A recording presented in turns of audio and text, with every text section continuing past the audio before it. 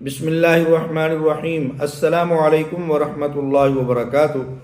ناظرین و سامعین، 25,000 کے بدلے 3 کروڑ کی مسجد دے دو، کیا مطلب ہے؟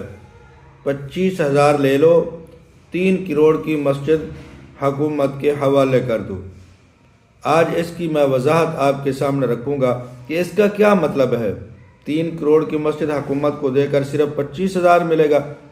کیا 3 کروڑ کی مسجد 25,000 کے بدلے میں بیچ دو؟ 25,000 کیسا 3 کروڑ کے بدلے؟ تو ناظرین و سامعین، اس سے پہلے میری گزارش ہے، اگر ابھی تک آپ نے ہمارے چینل عین حقیقت ٹی وی کو سبسکرائب نہیں کیا تو ضرور سبسکرائب کر لیں، گھنٹی کے بٹن کو دبا لیں تاکہ آپ کو اس قسم کی معلومات بہترین اور سچی ملتی رہیں۔ ناظرین و سامعین، ایک امام مسجد صاحب نے درخواست دی اعزازیہ کارڈ کے لیے، تو جب کمیٹی سے بات کی امام مسجد نے اور پوچھا کہ مسجد ہماری وہ رجسٹر ہے یا نہیں حکومتی کاغذات میں، تو کمیٹی والوں نے کہا کہ ہماری مسجد تو رجسٹر نہیں ہے اور نہ ہی ہماری کمیٹی رجسٹر ہے۔ تو امام مسجد نے کہا کہ میں نے اعزازیہ کارڈ کے لیے درخواست دینی ہے، تو اس کے لیے حکومت نے شرط رکھی ہے کہ آپ کی مسجد رجسٹر ہو، آپ کی کمیٹی رجسٹر ہو، امام صاحب بھی رجسٹر ہوں، تب آپ کو 25,000 ملے گا۔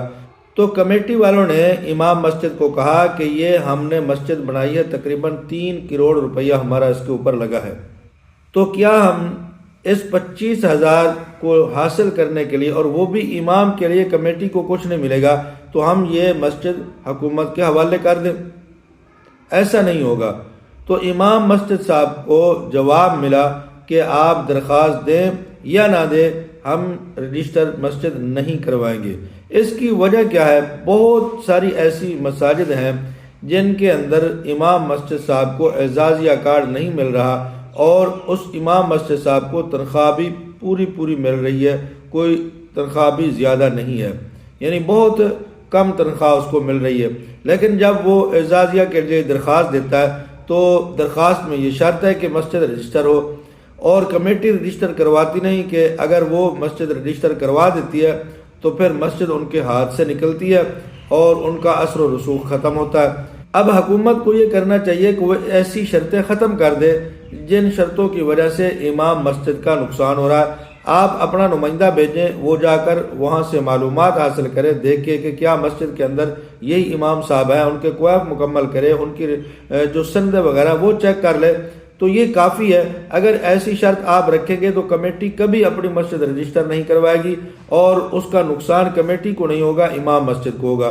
تو یہ اعزازیہ پروگرام جو ہے، یہ حقیقت کے اندر امام مسجد کا سپورٹ ہے، اور امام مسجد کا سپورٹ کارڈ ہے یہ اعزازیہ کارڈ۔ تو اس امام مسجد کو پھر آپ سپورٹ کیسے کریں گے جب اس کو کارڈ ہی نہیں مل رہا؟ یا پھر کوئی ایسا لائے عمل تیار کریں کہ وہ کمیٹی جو اپنی مسجد رجسٹر نہیں کرواتی، اس امام مسجد کے لیے کوئی حد تنخواہ کی مقرر کر دیں کہ اس کو 25,000 دینا ہوگا اگر آپ مسجد رجسٹر نہیں کرواتے، یا 30,000 دینا ہوگا، تو اس کے لیے کوئی حد آپ مقرر کریں تاکہ اس پروگرام کا اس امام مسجد کو کوئی فائدہ تو ہو۔